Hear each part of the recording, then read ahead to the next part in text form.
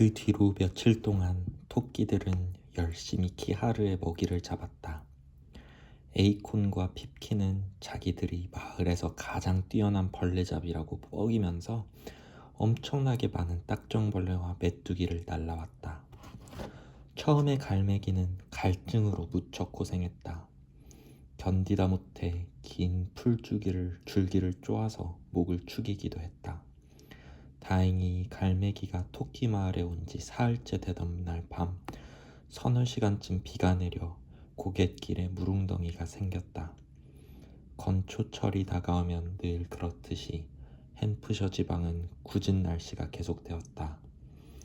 남쪽에서 불어오는 강풍에 풀들이 납작 누워 물결 무늬를 이루며 칙칙한 빛을 띠었다.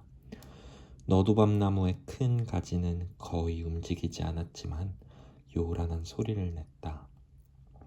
세찬 비바람이 몰아쳤다. 이런 날씨가 계속되자 키하르는 안절부절 못했다. 이리저리 돌아다니고 빠르게 흘러가는 구름을 지켜보고 토끼들이 먹이를 갖다주면 개걸스럽게 먹어치웠다. 먹이 찾기가 더 힘들어졌다.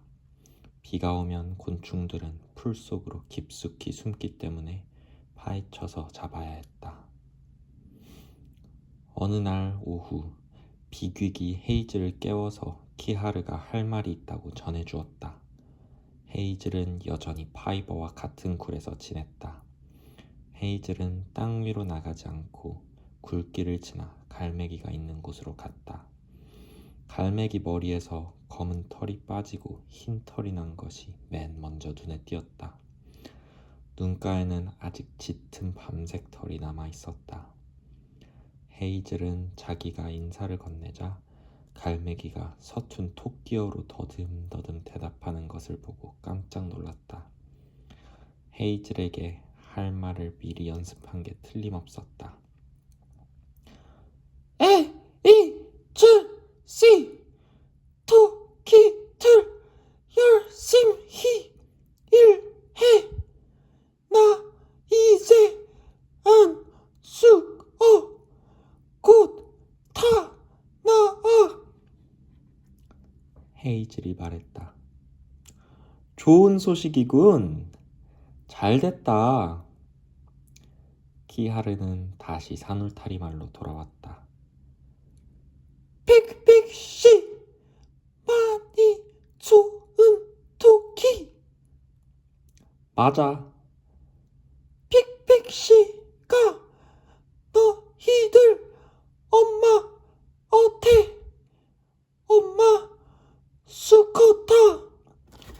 많이 큰 일이다. 그래, 맞아. 어떻게 해야 될지 모르겠어.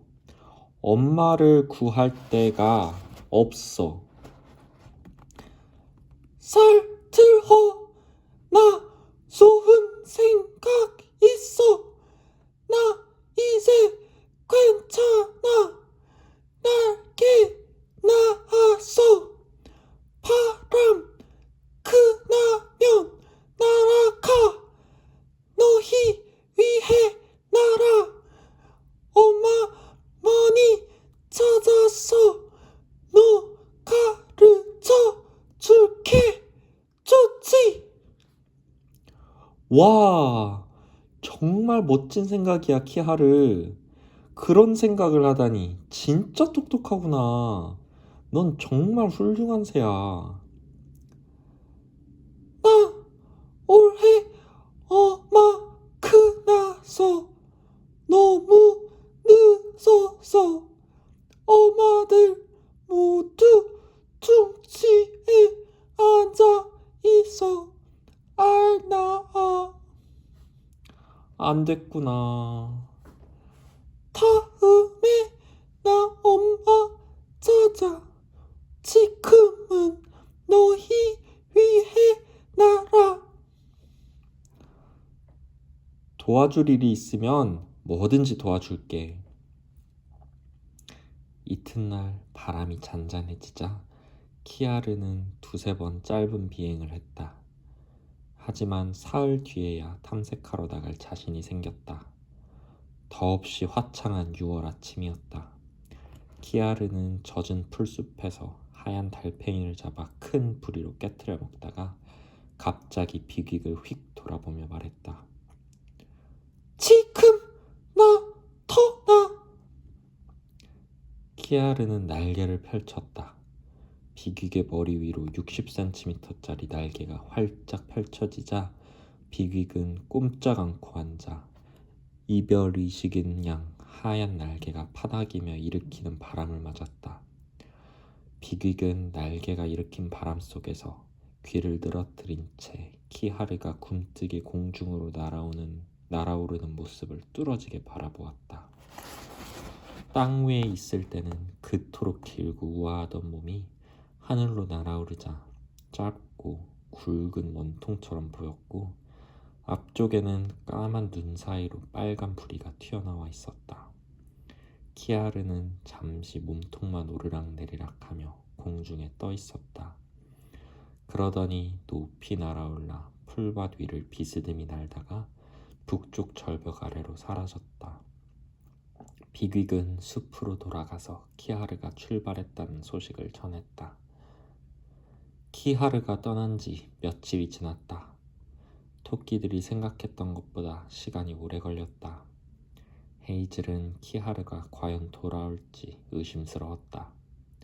키하르도 자기들처럼 짝짓기 욕구를 느끼는 데다 비퀵에게 말했듯이 큰 물과 시끄럽고 북적거리는 갈매기 떼를 그토록 그리워한다면 그곳으로 가버릴 가능성도 충분했다. 헤이즐은 되도록 불안한 내색을 하지 않았지만 어느 날 파이버와 단둘이 있게 되자 키아르가 돌아올 것 같냐고 물었다. 파이버는 주저하지 않고 대답했다. 돌아와. 그럼 뭘 가져올까? 내가 그걸 어떻게 알아? 파이버는 이렇게 대꾸했다. 하지만 나중에 굴 속에서 조용히 꾸벅꾸벅 졸다가 불쑥 엘러라이라의 선물을 갖고 올 거야. 책략, 엄청난 위험, 마을에 내리는 축복을 하고 말했다. 헤이즐이 다시 물어보았지만 파이버는 자기가 무슨 말을 했는지도 모르는 듯 자세히 말해주지는 못했다. 비퀵은 온종일 키하르가 돌아오기만 기다렸다. 비퀵은 퉁명스러워지고 걸핏하면 화를 냈다. 한 번은 블루벨이 돌아오지 않는 친구를 걱정하느라 픽빅씨의 북슬북슬한 머리털이 빠지는 것 같다고 농담하자 비퀵은 예전의 주임상사 기질이 발동해서 블루벨을 후려 갈기고 벌집을 2바퀴나 돌며 못살게 구었다. 그 소동은 홀리가 나서서 자기의 충실한 익살꾼을 구해주면서 겨우 끝났다. 북쪽에서 불어오는 가벼운 바람이 시드먼턴 들판의 건초 냄새를 실어오던 늦은 오후에 비퀵이 벌집으로 뛰어들어와 키하르가 돌아왔다고 알렸다. 헤이즐은 설레는 마음을 누르며 혼자서 키하르를 만날 테니 아무도 따라오지 말라고 했다. 하지만 다시 생각해보고는 파이버와 비퀵을 데리고 갔다. 키아르는 자기 굴에 돌아와 있었다. 굴 속에는 냄새나는 배설물이 사방에 널려 있었다. 토끼는 굴에다 똥을 두지 않기 때문에 헤이즐은 잠자리를 똥으로 더럽히는 키아르의 버릇을 무척 싫어했다. 하지만 지금은 소식을 듣고 싶은 마음에 새똥 냄새조차 반갑게 느껴졌다. 헤이즐이 물었다. 키아르, 네가 돌아와서 기쁘다. 피곤하니? 날개 피곤해. 조금 날고 조금 쉬고 다 잘 됐어. 배고프지? 벌레 좀 잡아올까? 좋아, 좋아. 착한 토끼. 닭장벌레 많이. 키아르는 곤충이라면 무조건 딱정벌레라고 했다.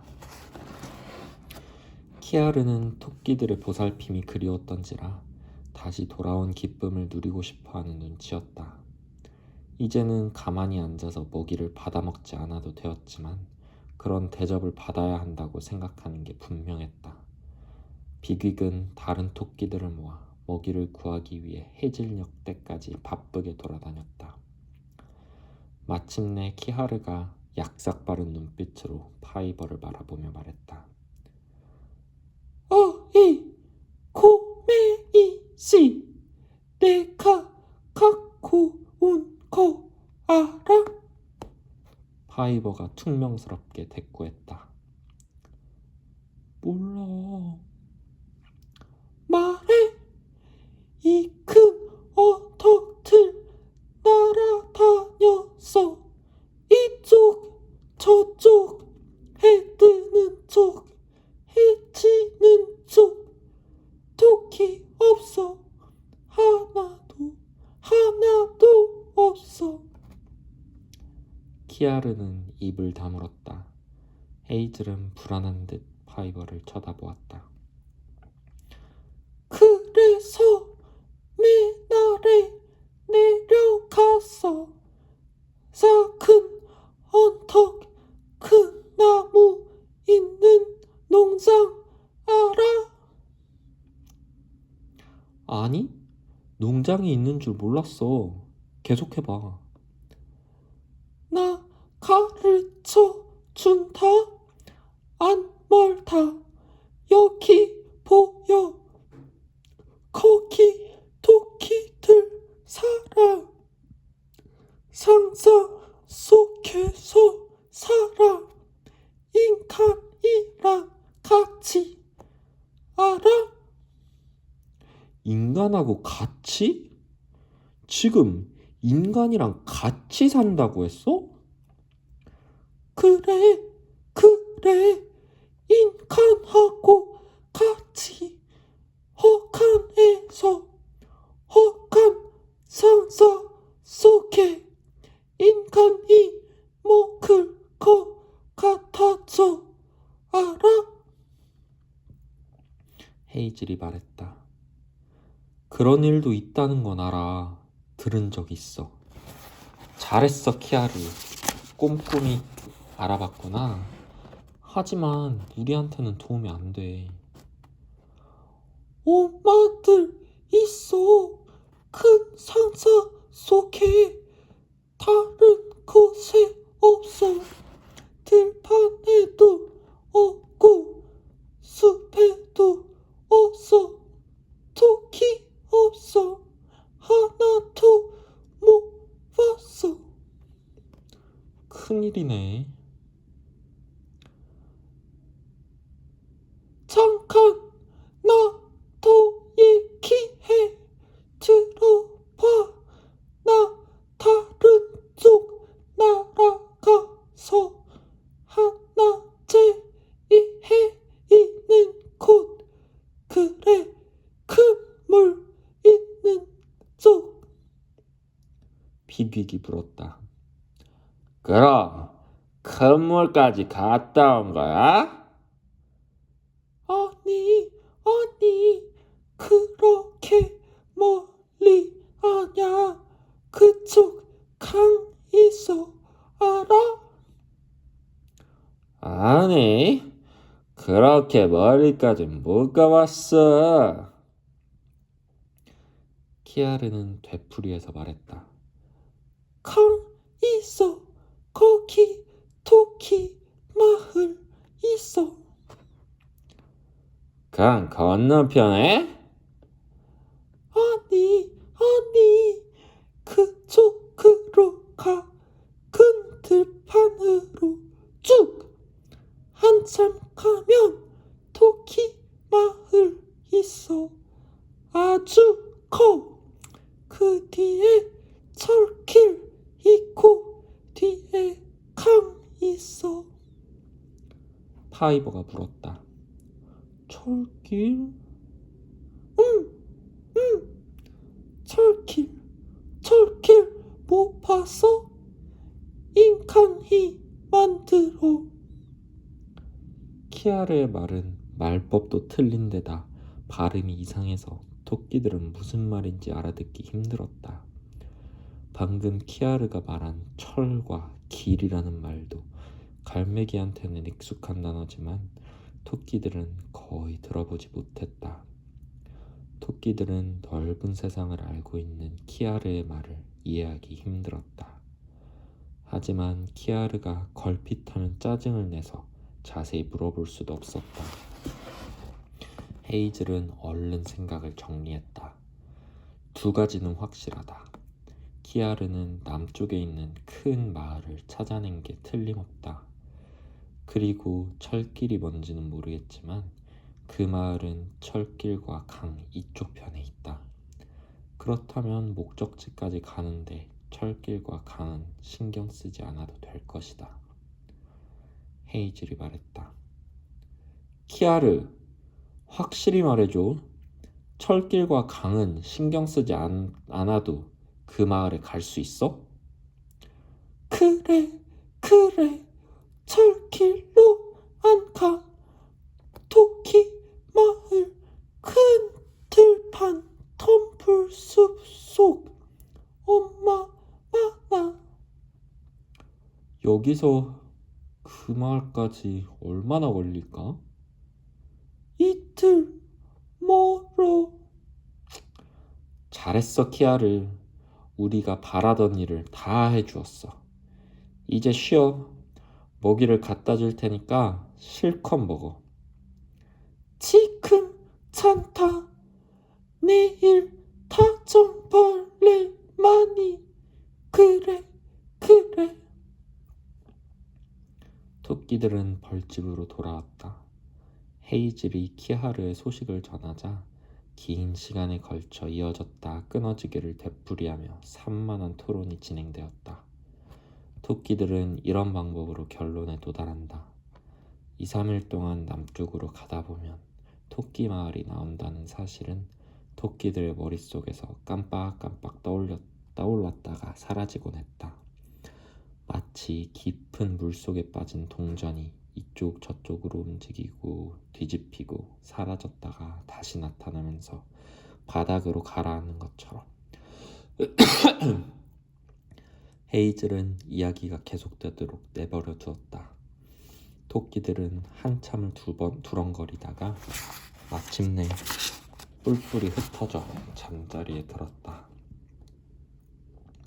이튿날 아침 토끼들은 여느 때와 다름없이 생활했다. 키아르에게 먹이를 갖다 주고는 풀을 뜯고 놀기도 하고 굴을 파기도 했다. 하지만 나뭇가지에 맺힌 물방울이 서서히 커지다가 무게를 못 견디고 똑 떨어지듯이 자기들이 해야 될 일이 무엇인지가 점점 또렷해지기 시작했다. 그 다음 날 헤이즐은 그것을 확실히 깨달았다. 해 뜰 무렵 헤이즐이 파이버를 비롯해 토끼 서너 마리와 함께 둔덕에 앉아있을 때 우연찮게 이야기할 기회가 찾아왔다.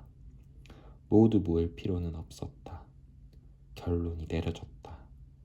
토끼들 사이에 그 소식이 전해지자 그 자리에 없던 토끼들도 헤이즐의 설명을 들을 것도 없이 그 결정을 받아들였다.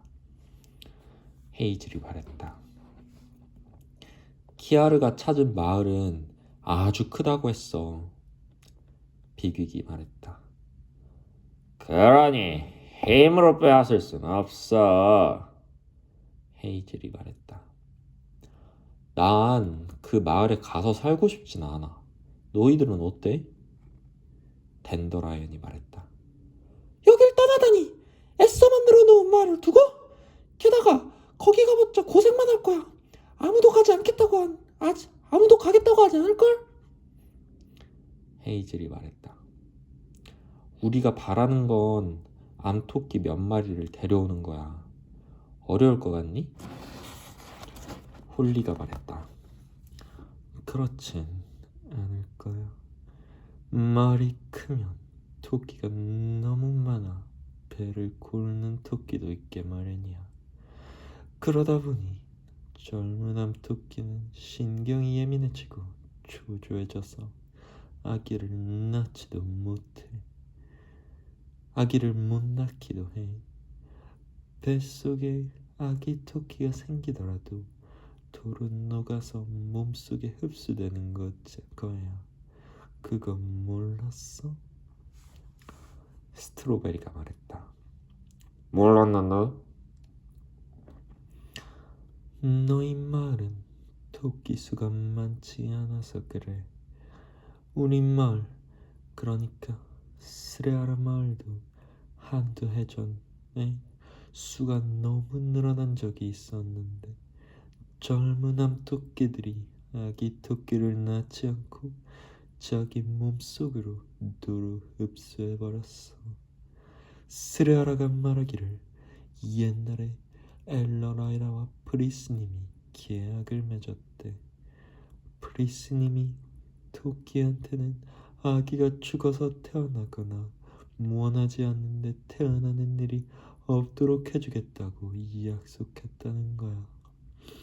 엄미 토끼는 아기 토끼를 제대로 키울 만한 상황이 아닐 때에는 낳지 않고 몸속에서 흡수해버리는 특권이 있는 거야. 헤이즐이 말했다. 그 계약 이야기는 들은 적이 있어. 그러니까 그 마을에는 불만을 가진 암토끼가 있을 거라는 얘기지? 희망은 있구나. 그럼 그 마을에 원정대를 보내는 것과 싸우지 않고도 목적을 이룰 가능성이 많다는 데는 다들 동의한 거다. 다 같이 가고 싶니? 스트로베리가 말했다. 아니, 가는데 2, 3일이나 걸린다면 갈 때나 올 때나 모두 위험할 거야. 우리를 올려가는 것보다는 서너마리만 가는 게 낫겠지. 서너마리라면 빨리 움직일 수도 있고 눈에 띄지도 않을 테니까. 게다가 그 마을 족장 토끼도 몇 안 되는 낯선 토끼들이 종종하게 붙을 겨우면 그렇게 반대하지는 않을 거야. 헤이즐이 말했다. 네 말이 맞는 것 같다. 그럼 네 마리를 보내자. 우리가 이런 곤란에 빠진 사정을 설명하고 암토끼 몇 마리만 데려가게 해달라고 부탁하는 거야. 그런데도 반대하는 족장 토끼는 없을 거야. 누구를 보내는 게 좋을까? 헤이즐아, 넌 가면 안 돼. 넌 이 마을에 꼭 필요한 토끼니까 위험한 일에 나서면 안 돼. 다들 그렇게 생각한다고. 헤이즐도 자기가 앞장서서 원정 나서는 것을 다들 반대할 줄 알고 있었다. 실망스럽긴 하지만 친구들 말이 옳았다. 그 마을에서도 족장 토끼가 직접 찾아가면 깔볼 것이다. 게다가 헤이즐은 딱히 외모나 말주변이 뛰어난 것도 아니었다. 이 일은 다른 토끼의 몫이었다. 좋아, 너희가 말릴 줄 알았어.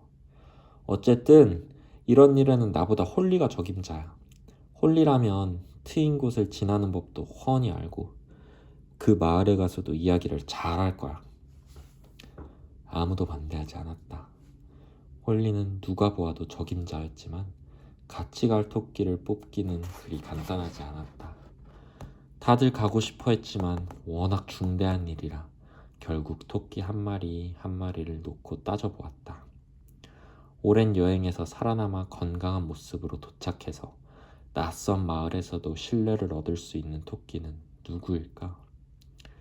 비귀은 처음 보는 토끼들과 다툴 수도 있다고 제외되자 처음에는 부르퉁했지만 키아르를 계속해서 돌볼 수 있다는 생각에 기분이 풀어졌다.